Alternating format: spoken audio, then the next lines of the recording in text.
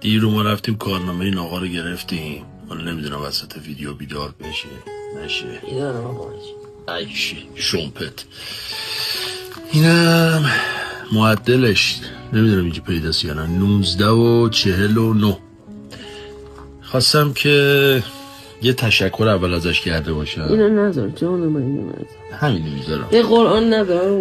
بعد جونم واسه تون بگه که خداییش زحمت کشید 12 سال و تموم شد دیگه. حالا مدرسش خواستم یه چیزی رو به پدر مادرها بگم.